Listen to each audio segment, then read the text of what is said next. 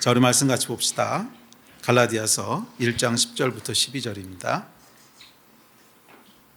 갈라디아서 1장 10절부터 12절 시작. 이제 내가 사람들에게 좋게 하랴 하나님께 좋게 하랴 사람들에게 기쁨을 구하랴 내가 지금까지 사람들의 기쁨을 구하였다면 그리스도의 종이 아니니라. 형제들아, 내가 너희에게 알게 하노니 내가 전한 복음은 사람의 뜻을 따라 된 것이 아니니라. 이는 내가 사람에게서 받은 것도 아니요 배운 것도 아니요 오직 예수 그리스도의 계시로 말미암은 것이라. 아멘. 우리가 갈라디아서를 통해서 이 자유에 대해서 살펴보고 있습니다. 복음은 율법이 아니라 우리 안에 거하시는 성령님이시라고 했죠. 성령께서 임하실 때, 새 영이 임하실 때 우리 안에 새 마음을 주시고 그 새 마음이 우리를 자유로 인도한다는 거예요. 율법과 이 은혜 또는 자유는 대척점에 있습니다. 율법은 우리의 마음을 변화시키는 것이 아니라 행동을 통제하는 겁니다. 뭘 해야 되고 하지 말아야 되고 그러다 보니까 그것은 우리를 속박합니다.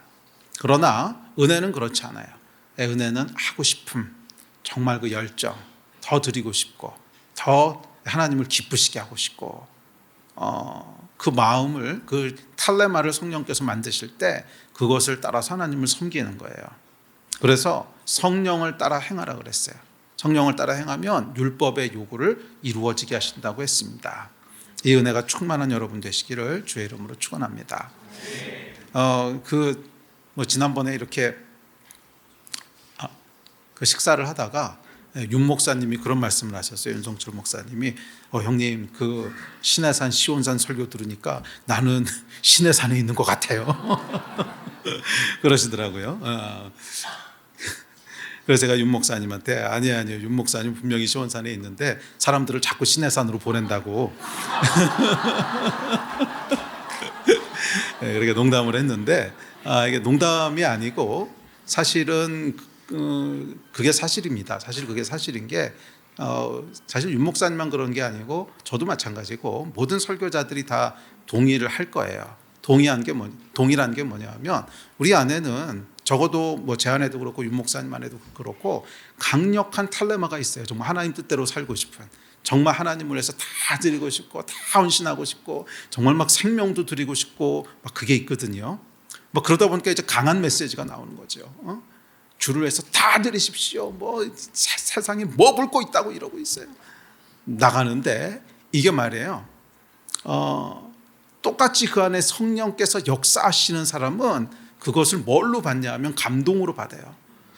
그렇지 정말 주를 위해 살아야지 이렇게 받는데 이게 이제 성령이 애매하신 분들이 있단 말이에요. 그런 분들한테 무슨 메시지가 되겠어요? 율법의 메시지처럼 들리는 거죠.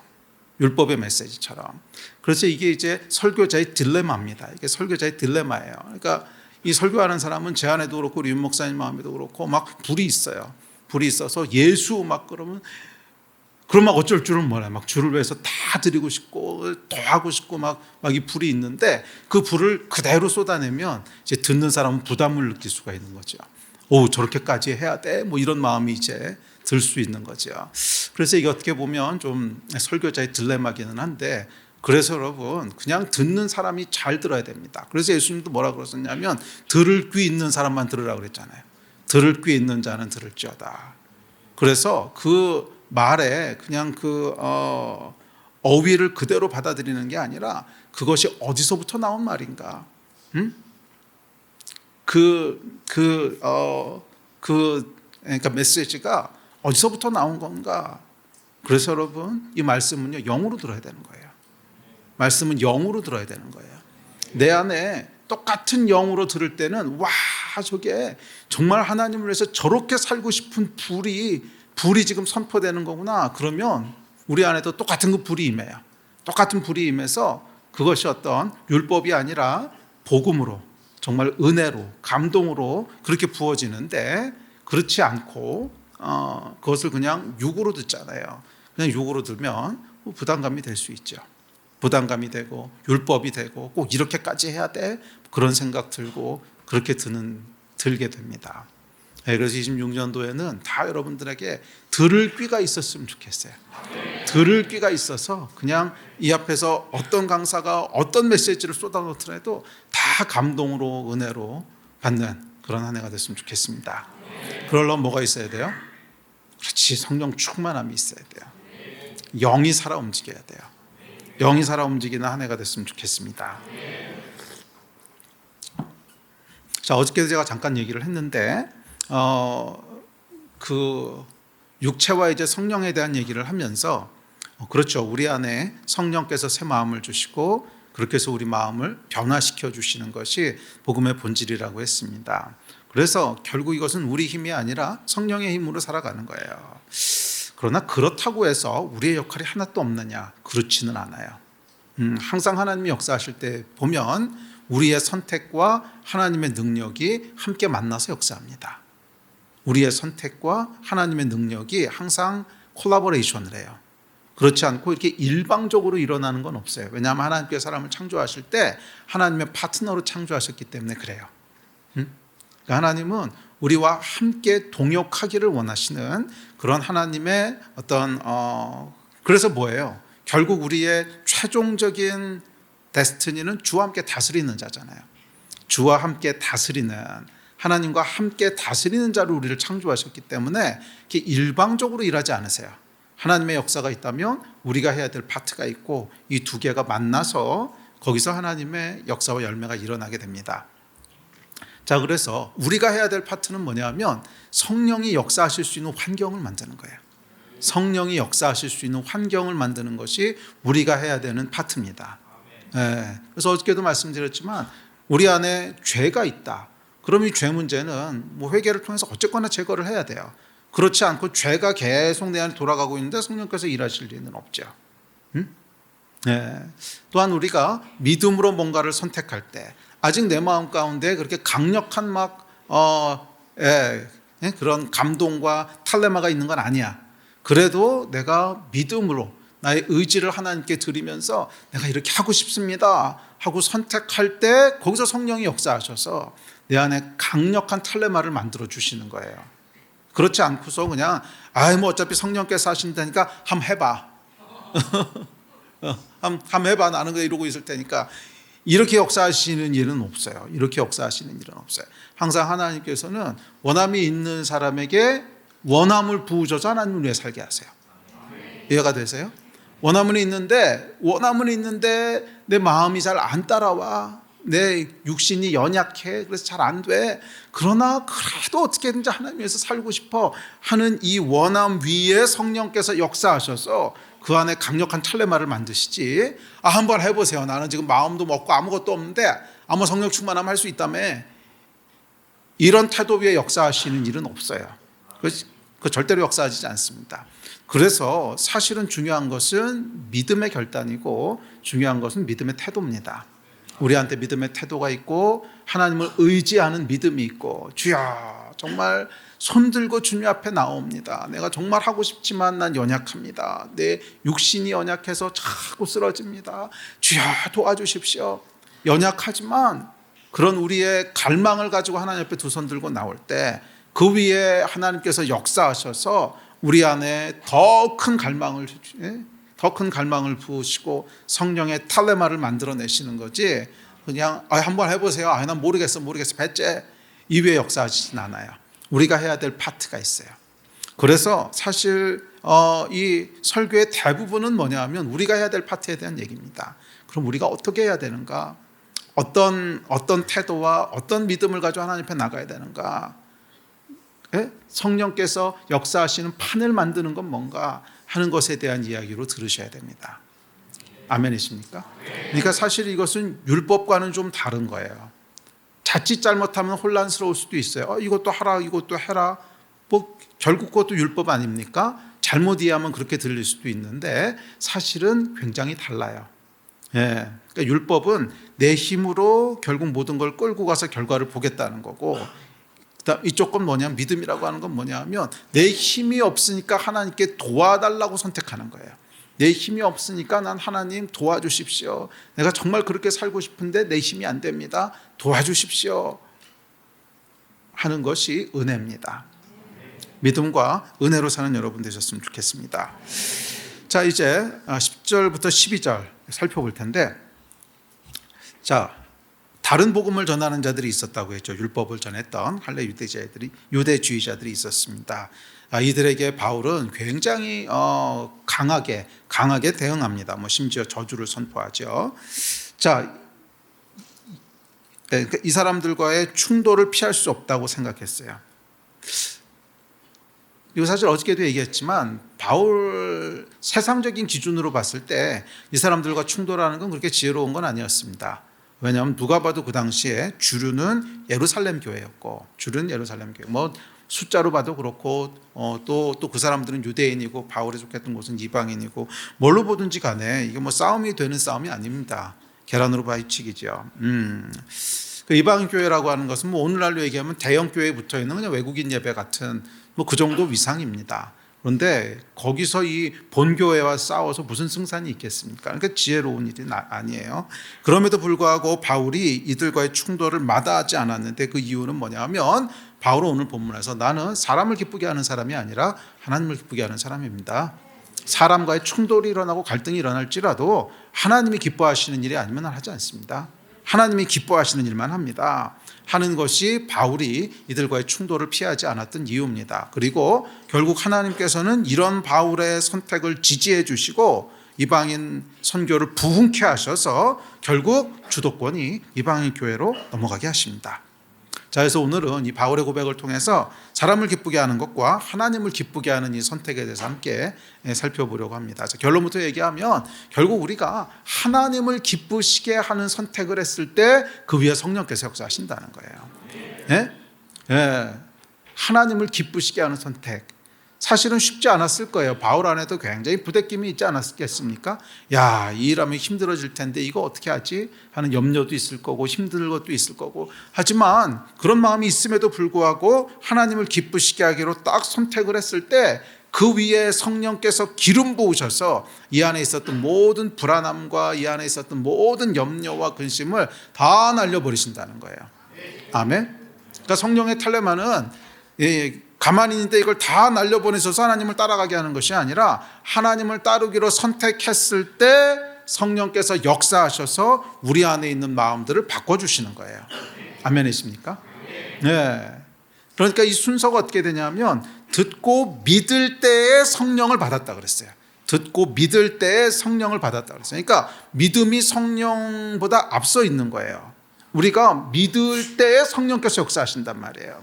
그 믿음이 뭐냐면 하나님을 선택하는 거죠. 비록 내가 부족하지만 그래도 하나님을 선택합니다. 비록 내가 연약해서 계속 넘어지고 또 넘어지고 그럴지라도 나는 다시 일어나서 하나님을 선택합니다. 이렇게 하나님을 붙잡을 때 그 위에 뭐예요? 성령께서 임하시는 거예요. 아멘. 자, 원어부터 좀 살펴보겠습니다. 사람들에게 좋게 하랴, 하나님께 좋게 하랴 할 때 좋게 하다의 헬라어는 페이도라고 하는 단어입니다. 이것도 도가 아니고 th 발음 쓴데 페이소 이런데 발음이 어려우니까 그냥 대충 합시다. 한국 사람인데 하여간 페이도인데 이 페이도는 설득하다, 호의를 사다, 비유를 마치다 이런 뜻이에요. 그러니까 단순히 사람을 설득하는 것이 아니라 환심을 사는 거, 사람의 마음을 얻으려고 애쓰는 거, 그게 이제 페이도라고 하는 단어의 뜻입니다. 또 사람에게 기쁨을 구하다 할 때 이 헬라어는 아레스코인데 이것도 역시 비슷한 의미예요. 기쁘게 하다, 비유를 마치다 하는 의미로 남을 기쁘게 하려고 하는 태도, 눈치 보며 사는 태도 이런 뜻입니다. 그래서 이것을 원어대로 본문을 직역하면 이렇습니다. 내가 지금 하는 이 일은 사람들의 환심을 사고 지지를 받기 위한 것인가? 아니면 하나님의 지지를 받기 원하는 것인가? 내가 사람들의 비유를 맞추고 그들에게 인정받으려고 하고 그들의 기준에 맞추려고 하는 사람이라면 나는 하나님의 사람이 아니다. 내가 여전히 사람들의 눈치를 보고 그들을 만족시키려는 사람이었다면 나는 그리스도의 종이 아니다. 이런 뜻입니다. 원어의 뉘앙스는 이런 뜻이에요. 자, 세상에는 두 종류의 사람이 있습니다.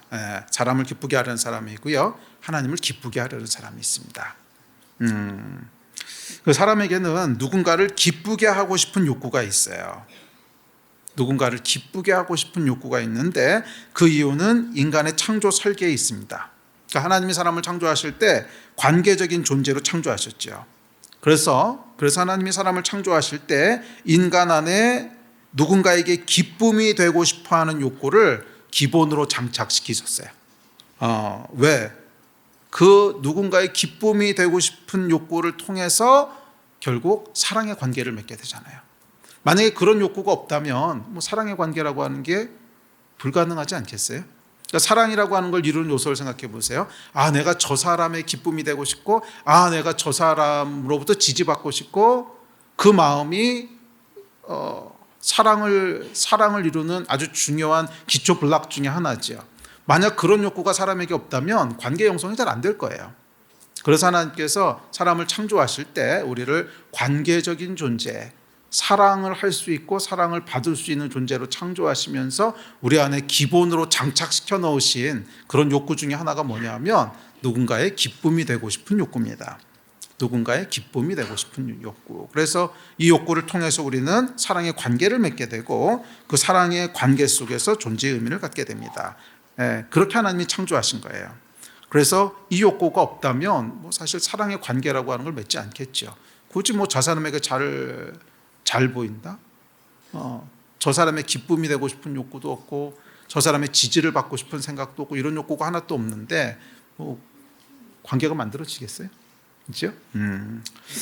자, 그래서 우리는 자연스럽게 누군가의 기쁨이 되고 싶고 자연스럽게 누군가의 지지를 받고 싶고 누군가에게 소중한 존재가 되고 싶은 그런 갈망이 있습니다. 이 내재된 갈망을 페이도 욕구라고 부를 수 있는데 이거 제가 이름을 지은 겁니다. 그래서 26년도에 중요한 두 개의 키워드가 탈레마하고 페이도예요. 페이도 욕구. 그러니까 우리 안에 누군가의 기쁨이 되고 싶은 욕구가 있는데 이 페이도 욕구하고 탈레마하고는 깊게 연결되어 있습니다. 깊게 연결되어 있는데 뭐냐면 내가 누구의 기쁨이 되고 싶은가에 따라서 거기에 해당하는 탈레마가 만들어지는 거예요. 예를 들어서 내가 하나님의 기쁨이 되고 싶어, 하나님을 기쁘게 하고 싶어 할 때는 성령의 탈레마가 만들어지고 내가 사람을 기쁘게 하고 싶어 그러면 육체의 탈레마가 만들어지는 거예요. 그래서 이 페이도하고 탈레마하고는 깊게 연결이 되어 있습니다. 자, 우리 안에 어떻게 성령의 탈레마가 만들어지느냐, 이게 사실 우리 앞에 놓여 있는 과제잖아요. 예배를 통해서 성령 충만함으로 우리가 그럴 때 물론 성령께서 역사하시는데 구체적으로 어떻게 그 열쇠 중에 하나가 뭐라는 거예요? 페이도 욕구라는 거예요. 하나님을 기쁘시게 하려 아니면 사람을 기쁘게 하려. 자, 이 페이도 욕구입니다. 자, 페이도 욕구는 누군가의 기쁨이 되고 싶고 누군가의 지지를 받고 싶은 그런 욕구입니다. 이 페이도 욕구는 사랑을 구성하는 중요한 요소예요. 자, 사랑한다고 하는 건 그 사람의 기쁨이 되고 싶고 그 사람의 지지를 받고 싶은 마음을 기초로 합니다. 페이도 욕구는 하나님이 인간을 창조하실 때 넣어놓으신 자연스럽고 건강한 욕구입니다. 적어도 죄가 틈타기 전까지는. 자, 그런데 이 페이도 욕구에는요, 페이도 욕구에서 중요한 게 있는데 그건 순서예요. 이 순서를 따라야 건강한 페이도 욕구가 되는데 그 순서는 하나님 먼저, 그 사람은 나중에라는 거예요. 이게 페이도 욕구에서 가장 중요한 요소입니다. 그러니까 페이도가 건강한 욕구가 되기 위해서는 반드시 있어야 되는 게 이 순서예요. 하나님 먼저, 그리고 사람은 그 다음. 그러니까 페이도 욕구의 제1대상은 뭐냐면 하나님이시라는 거예요. 하나님이셔야만 해요. 그러니까 인간은 1차적으로 하나님과의 관계 속에서 이 내재된 갈망이 채움받도록 그렇게 창조됐어요. 하나님을 기쁘시게 하기로 선택할 때 우리 안에 하나님이 나를 기뻐하시고 나를 지지하시는구나 하는 감동이 부어지는데 이게 누가 하시는 거예요? 성령께서 하시는 거예요. 그래서 우리가 하나님을 기쁘시게 하기로 선택할 때 우리 안에 성령께서 역사하세요. 그래서 페이도 욕구는 아까 얘기했지만 탈레마하고 깊게 연결됩니다. 우리가 하나님을 페이도하기로 선택할 때 믿음으로 선택하는 거죠. 그때 우리 안에 성령께서 역사하셔서 새로운 탈레마를 만들어내세요.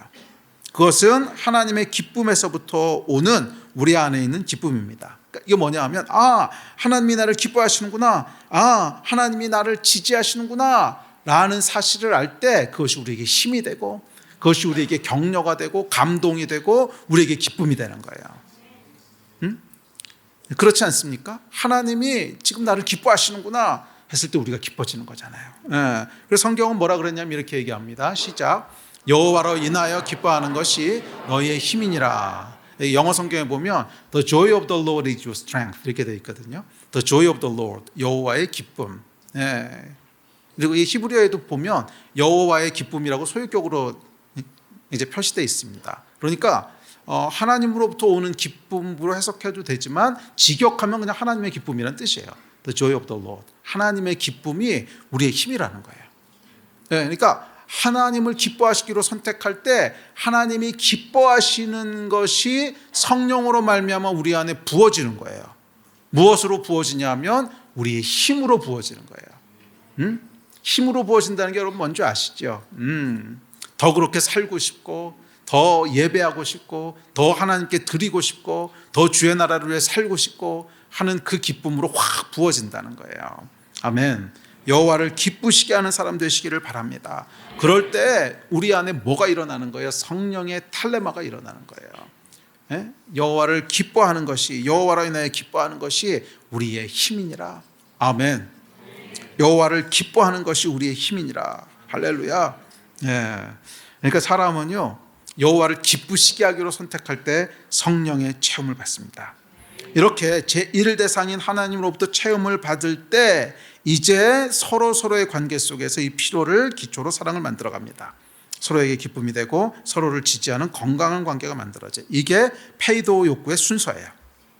그러니까 순서는 하나님을 향한 페이도를 선택하고 그때 성령이 만족해 하시는 탈레마를 만들고 그럴 때 서로를 향한 건강한 페이도가 이루어지는 이게 이제 올바른 순서라는 거예요. 하나님을 향한 페이도를 먼저 선택하고 그랬을 때 성령의 탈레마가 만들어지고 그럴 때 서로를 향한 새로운 페이도가 그것을 기초로 건강한 페이도가 만들어진다는 거예요. 자, 그래서 복음이 뭐예요? 하나님을 사랑하고 이웃을 사랑하는 거죠. 이것도 순서가 있는 거잖아요. 하나님을 사랑하는 게 먼저예요. 크고 첫째 되는 계명이라고 했어요. 하나님을 사랑하는 것이 첫째 되는 게 뭐예요? 순서가 있다는 거죠. 크고 첫째 되는. 그리고 그 다음 순서가 뭐예요? 이웃을 내 몸같이 사랑하는 거라고 그랬어요. 자, 이것이 페이도의 순서입니다.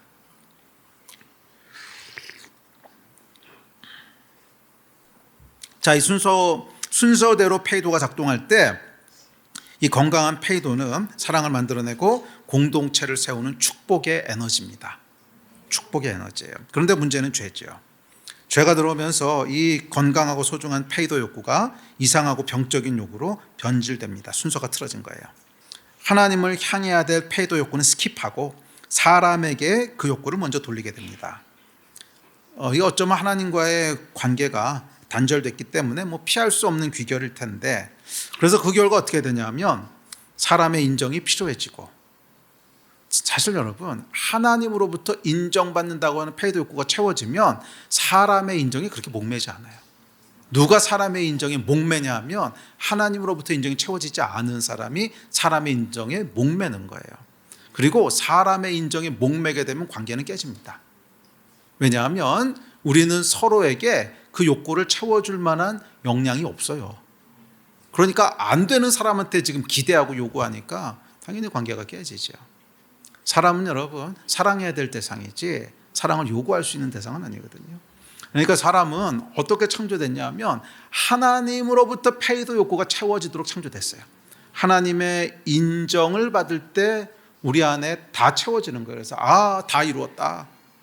그랬을 때 서로에게 기쁨이 되기 위해서 나를 더 드리고 그 사람을 위해서 더 헌신하는 이 십자가의 반응이 나오게 되는데 이게 제1 대상으로부터 채워지는 게 없고 그러다 보니까 그냥 그건 스킵하고 사람에게로 향하게 됩니다. 그러면 사람의 인정을 구하게 되죠. 사람의 인정을 구하게 됩니다. 또한 사람의 시선을 두려워하게 됩니다. 그렇죠. 저 사람이 나를 어떻게 평가할까. 사람의 비율을 맞추게 되고 사람의 평가가 삶의 기준이 되고 사람의 반응이 기쁨과 우울을 결정하게 됩니다. 사람의 반응에 따라서 기뻤다가 또 저렇게 반응하면 우울했다가 이렇게 되는 거죠. 여러분 하나님으로부터 이 페이도를 통해서 페이도 욕구가 채워지는 사람은요 사람에 의해서 이렇게 흔들리지 않아요. 이미 우리 안에 있는 욕구들이 채워졌기 때문에 이게 안 채워지니까 사람한테 목을 매는 거거든요. 이 깡통이 볏으니까 계속 사람한테 구걸하고 있는 거거든요. 깡통이 꽉 차면 굳이 구걸하지 않습니다. 뭐 이미 충만한데 뭐하러 구걸하겠어요. 그런데 계속 사람들한테 인정을 구걸하고 뭐 비율을 맞추고 평가, 또 사람의 반응에 따라서 일희일비하고 하는 것들은 깡통이 벼서 그래요. 깡통이 빈 거예요. 이게 하나님으로 채워져야 돼요. 그게 순서라는 거예요. 자, 이렇게 사람에게 페이도 욕구를 적용하게 되면 이때 발생하는 두려움이 거절감입니다. 사람에게 거절당할 것에 대한 두려움. 사랑의 근본을 이루는 페이도의 축복은 타락으로 인해 오히려 관계를 파괴하는 의존성, 코디펜던스라고 하죠. 집착, 불안, 눈치 보는 삶이 되어버립니다. 페이도 욕구는 공동체의 건강한 관계를 구축하는 복된 것이었는데 이 욕구가 하나님이라고 하는 제1대상을 스킵하고 사람에게로 향하게 됐을 때 이 욕구가 병이 돼요. 왜냐하면 하나님으로만 채워져야 될 욕구까지 모두 사람에게 요구하는 거예요. 그것은 불가능합니다. 그리고 그 결과 우리는 사람의 눈치를 보며 사람의 비율을 맞추는 피곤한 인생이 됐습니다. 이걸 뭐라 그래요? 종이라 그러는 거죠. 종. 피곤한 인생인 거예요. 다른 사람의 종이 됩니다. 그리고 원하는 욕구가 채워지지 않았을 때 상대에 대해 분노하고 저주합니다. 또한 욕구가 채워지지 않을 것에 대한 불안함과 불안이 내면을 지배합니다. 거절감에 대한 두려움이죠. 그 결과는 상대에 대한 집착, 의존성으로 이어지게 됩니다. 이게 아주 이상한, 그러니까 진짜 병적이라고 할 수밖에 없는 게 없으면 불안하고 있으면 분노해요. 이 사람에게 의존하는 것 중에 대표적인 증상이 없으면 불안하고 있으면 분노해요. 잘 생각해 보세요. 부부관계에도 많거든요. 이게 없으면 또 불안해. 근데 있으면 짜증나.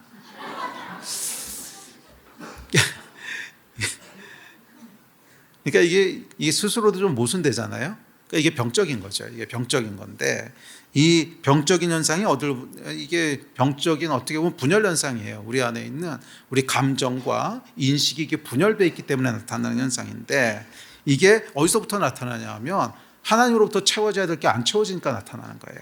하나님으로부터 채워야 될 게 안 채워지니까 제1대상에게서 채워져야 될 페이도 욕구를 제2대상인 사람들에게 기대하면서 생기는 고통입니다. 자, 페이도 욕구의 기본적인 속성이 있는데 하나님을 향한 페이도 욕구는 예배로 이어지고요. 하나님을 스킵한 사람을 향한 페이도 욕구는 사람의 종이 되게 합니다. 병들게 해요.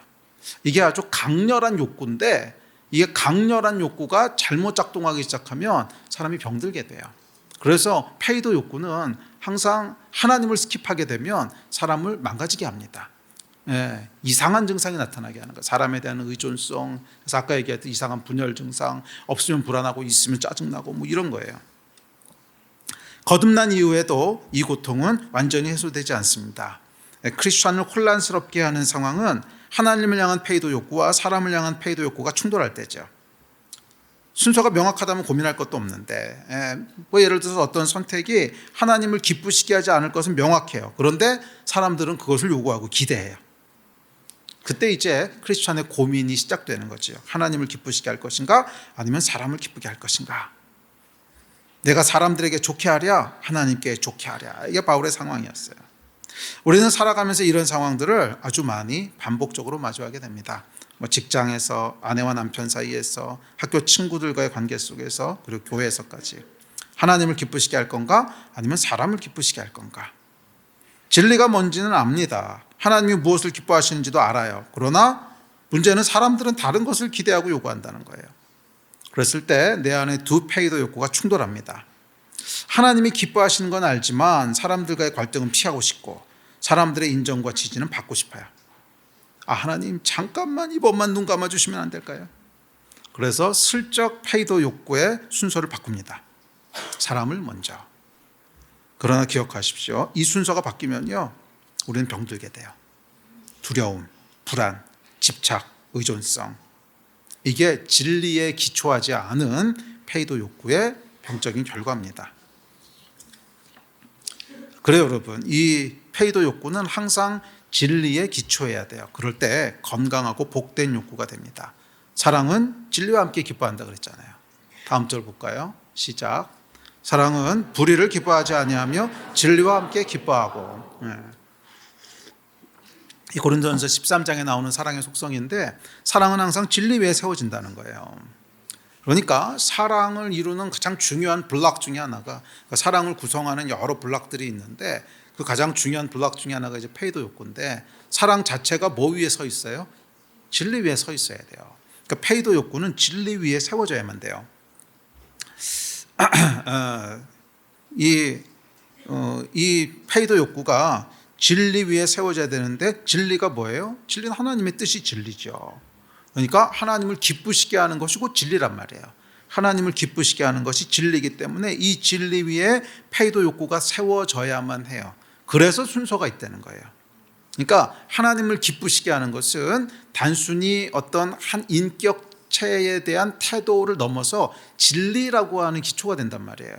하나님은 진리를 기뻐하시는 분이시기 때문에 하나님을 향한 페이도 욕구는 단순히 그 사람의 비유를 마치고 그 사람한테 어떤 환심을 사기 위한 것이 아니라 진리라는 기초 위에 서게 되는 거예요. 그래서 하나님을 기쁘시게 한다는 이 순서가 중요한 거예요. 그래서 이 진리 위에 섰을 때 다른 사람들과의 페이도 욕구가 건강한 모습으로 나타나게 돼요. 그래서 건강하게 서로 사랑하고 서로에게 기쁨이 되기 위해서 기꺼이 나를 주는, 그게 고린도전서 13장의 사랑의 모습이죠. 네. 자, 그렇게 됩니다. 그러나 이 진리 위에, 하나님의 뜻 위에 세워지지 않은, 그러니까 하나님을 기쁘시게 하는 것이 먼저가 아닌 그런 페이도 욕구는 항상 종이 되게 합니다. 집착, 의존성, 갈등을 피하고 싶은 욕구, 또 누군가에게 인정받고 싶은 욕구, 사랑받고 싶은 욕구, 이런 욕구들은 하나님이 창조하신 자연스러운 것들이지만 반드시 한 가지 조건이 있습니다. 진리 위에 세워져야 돼요. 제1대상인 하나님을 기쁘시게 한다는 이 전제 위에서만 올바로 작동합니다. 그때만 새 마음, 새로운 텔레마를 주시는 성령께서 역사하실 수 있어요. 그렇죠. 그러니까 성령이 역사하시는 기초 중에 하나가 진리지요.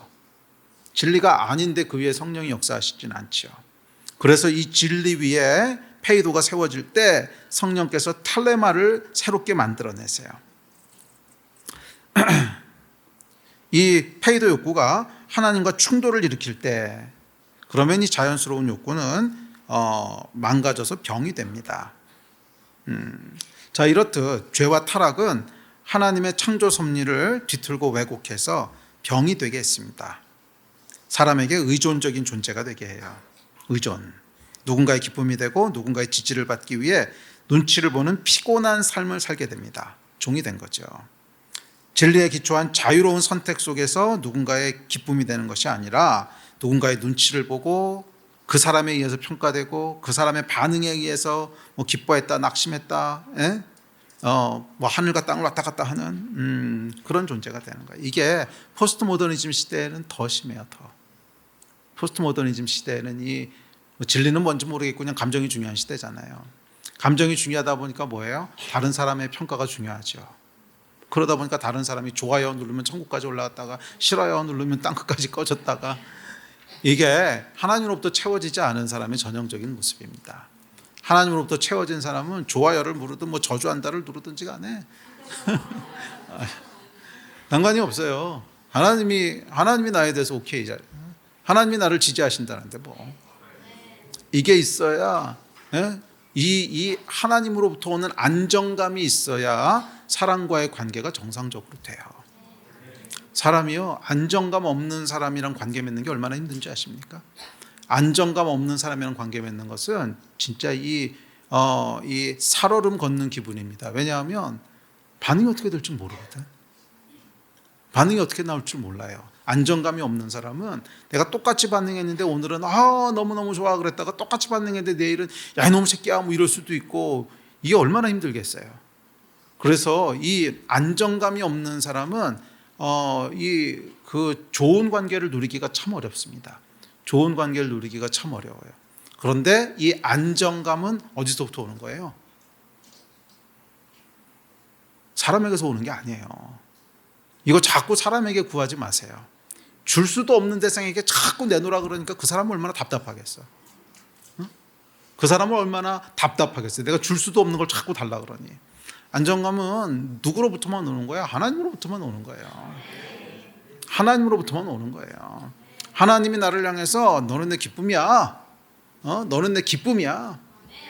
너는 내 뷸라야. 그렇게 하나님이 말씀하실 때 거기서 우리가 하나님이 나를 기뻐하시는구나. 그 성령의 새 마음이 우리 안에 부어지는 거예요.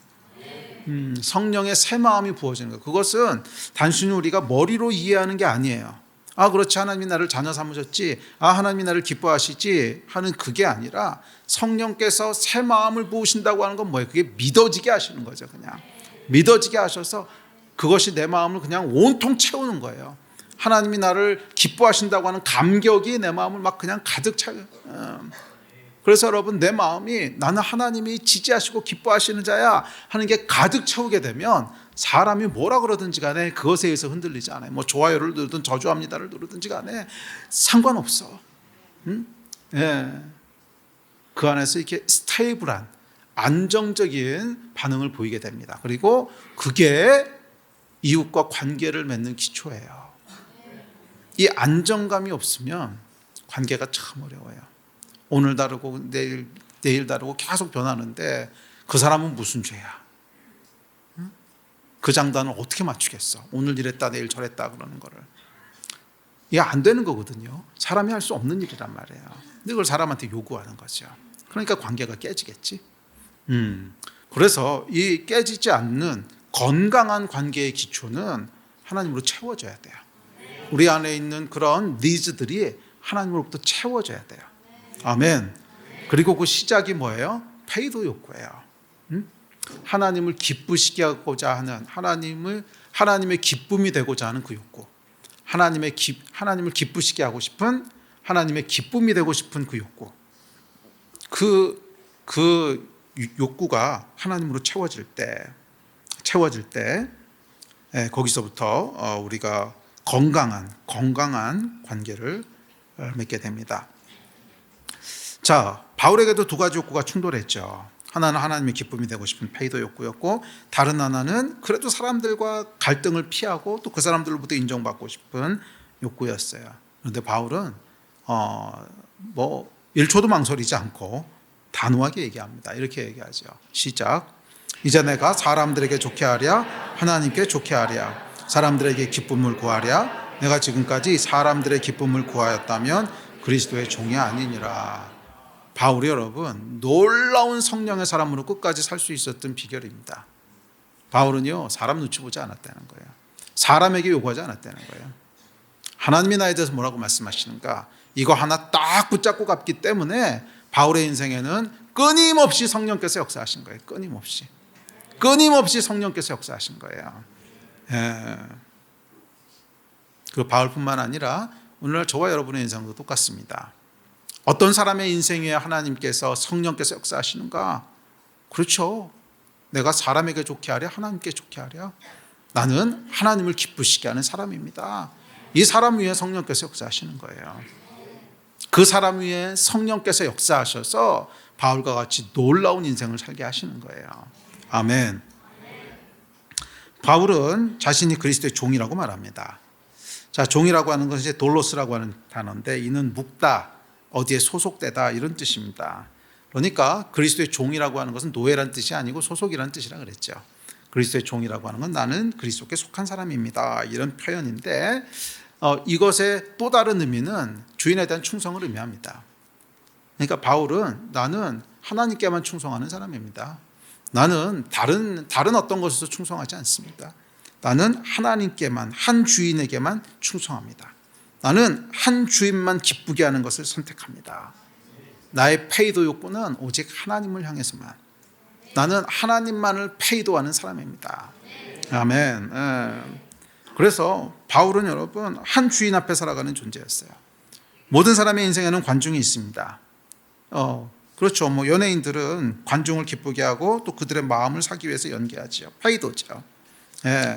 관중을 향한 페이도가 삶의 동력입니다. 우리 인생도 크게 다르지 않습니다. 우리도 누군가는 우리가 관중으로 생각하고 있어요.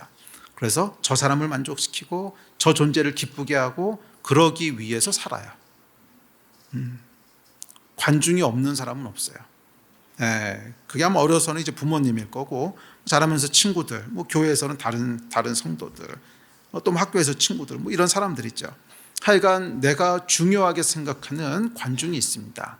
그것을 이제 심리학에서는 important others라고 하는데, 그러니까 중요한 타자라 그러는데, 그러니까 내가 이렇게 신경 쓰는 사람들이 있다는 거예요. 그래서 그 사람들의 반응에 의해서 내가 움직이는 거예요. 그 사람들의 반응에 의해서 움직이는 존재들이 있습니다. 모든 사람이 나에게 중요한 타자는 아닙니다. 예를 들어서 부모님 같은 경우에는 어렸을 땐 당연히 중요한 타자고, 나중에 이제 연애를 하게 되면 그 사람이 가장 중요한 타자죠. 그다음에 학교 다닐 때 이제 친구들, 뭐 그렇습니다. 그러니까 이게 뭐냐 하면 페이도 욕구죠. 결국 페이도 욕구죠. 그 사람을 향한 페이도 욕구죠. 그 페이도 욕구가 관계를 형성하고 삶을 움직이는 에너지예요. 자, 그런데 바울은 뭐예요? 나의 관중은, 나의 중요한 타자는 하나님밖에 없다는 거예요. 나의 중요한, 종은 주인 이외의 존재를 페이도하면 안 된다는 거예요. 종은 오직 주인만 기쁘게 하는 존재지. 바울에게 그리스도가 그런 존재라는 거예요. 바울에게는 그리스도를 페이도하려는 열망이 다른 모든 열망을 압도했다는 거예요. 그래서 바울 인생의 관중은 누구예요? 오직 예수 그리스도. 그분 한 분이시라는 거예요. 아멘. 바울은 이렇게 말합니다. 내 삶의 관중은 단 한 분 그리스도뿐이다. 사람은 내 관중이 아니다. 나는 무대 위에서 사람의 박수를 받기 위해 연기하는 배우가 아니다. 나는 오직 그리스도의 종으로 그분을 기쁘게 하는 존재다. 아멘. 오늘 우리도 마찬가지입니다. 세상은 우리에게 수많은 관중을 자청합니다. 뭐 특별히 요즘 젊은 세대는 이 SNS, SNS 또는 뭐 직장 상사의 평가, 가족들의 시선, 뭐 친구들의 좋아요, 교회 내에서 인정에 이르기까지. 그런데 우리는 하나님 앞에서 한 가지 질문을 던져야 돼요. 나는 누구 앞에 살아가는 존재인가? 나는 누구 박수를 위해 살아가나? 나의 페이도는 누구를 향한 건가? 이 질문이 우리의 삶을 결정합니다. 아멘. 예배팀 나오십시오. 이 질문이 내가 어떤 에너지로 살아가는가를 결정하는 거예요.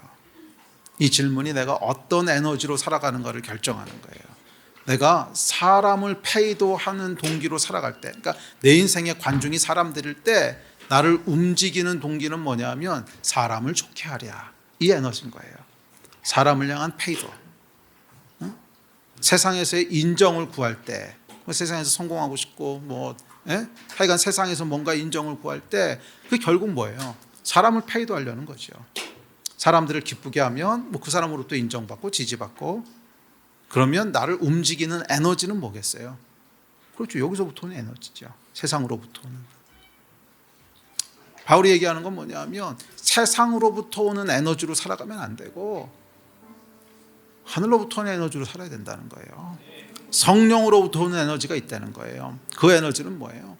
하나님을 기쁘시게 하고자 할 때, 하나님을 기쁘시게 하고자 할 때, 그게 뭐라 그랬어요? The joy of the Lord is our strength.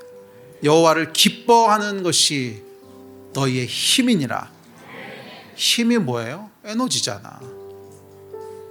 어디서부터 에너지가 온다는 거예요? 하늘로부터 에너지가 온다는 거예요. 성령으로부터는 에너지가 있다는 거예요. 그 에너지는 뭐냐 하면 성령께서 우리 안에 그렇게 살고 싶고 그렇게 죽고 싶고 더 하나님 섬기고 싶고 다 드리고 싶은 마음들을 계속 만들어내신다는 거야. 아멘. 이 에너지로 살아가야, 이 에너지로 살아가라는 거예요. 아멘. 아멘. 여러분의 페이도는 누구를 향하고 있습니까? 사람을 향하고 있습니까? 아니면 하나님을 향하고 있습니까? 물론 이것이 양자택일을 얘기하는 건 아닙니다. 순서를 얘기하는 거죠.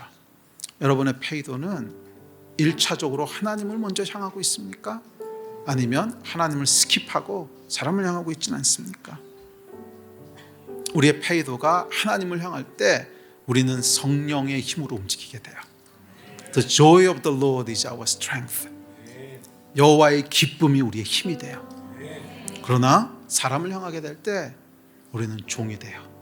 사람의 눈치를 보고 그 평가에 따라서 기뻤다, 슬펐다, 낙심했다,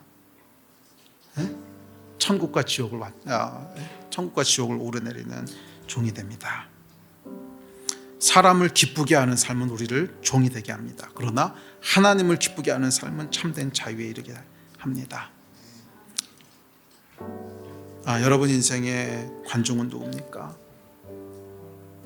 바울처럼 오직 여호와 하나님, 그분만이 나의 참된 주인이시고 나의 기쁨의 근원이시고 나의 페이도의 대상이십니다 하는 이 고백으로 살아가는 여러분 되시기를 바랍니다. 그럴 때 우리 안에 성령의 텔레마가 작동하기 시작할 거예요. 아멘. 이 믿음의 선택, 이 믿음의 고백 위에 성령께서 역사하시는 거예요.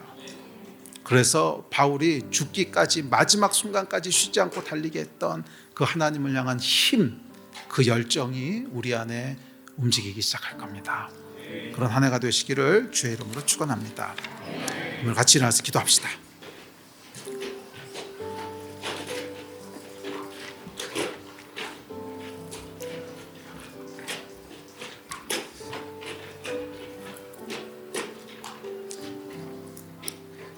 그 사실 아까 제가 윤 목사님 얘기를 하면서 윤 목사님은 시온산에 있지만 딴 사람 시내산으로 밀어넣는다고. 근데 사실 저도 비슷한 것 같아요. 저에 대한 평가가 뭐냐면 그 목사님은 항상 따라가기 바쁩니다. 그래서 제 책도 읽어보면 쉼표가 없대요. 달리고 아멘으로 끝난다는 거예요. 책이 좀 이렇게 쉬어서 쉬면서 생각도 하고 좀 돌아보기도 하고 그런 게 있어야 되는데 하여간 그 출판사에서 그 얘기를 하시더라고요. 목사님 책은 좋기는 한데 쉼표가 없다고. 그냥 시작부터 시작해가지고 마지막까지 계속 달리고 더 빨리 달리다가 아멘하고 끝난다고. 맞아요.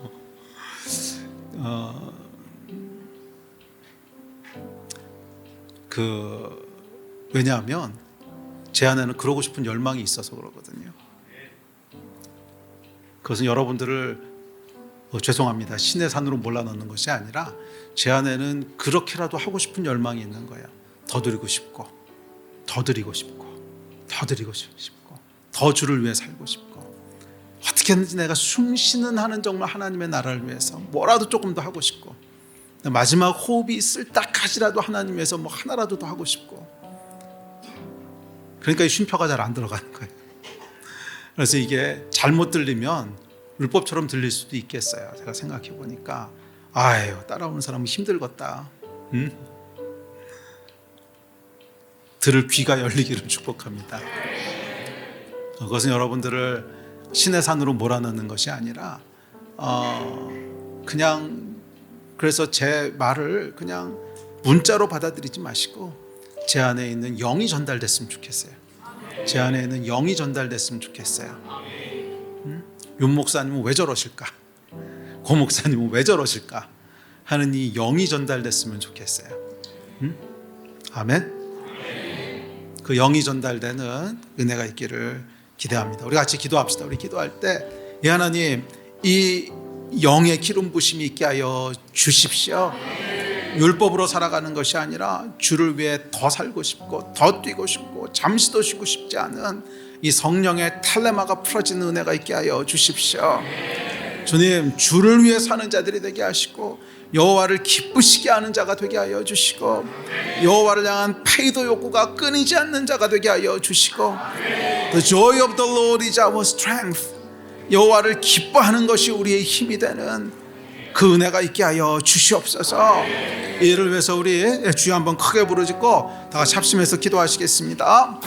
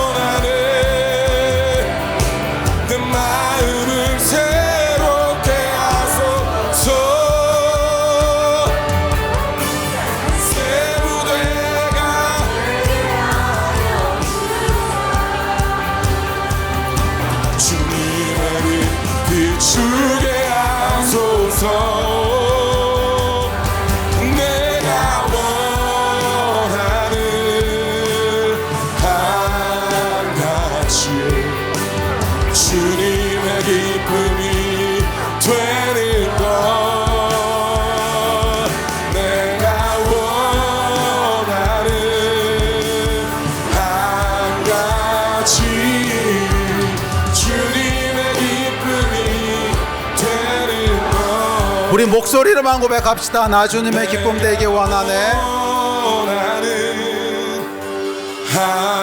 한같이 주님의 기쁨이 되는 것 내가 원하는 한가지 주님의 기쁨이 되는 것 나 주님의 기쁨 되기 원하네. 나 주님의 기쁨 되기 원하네. 내 마음을 새롭게 하소서. 새 부대가 되게 하여 주사.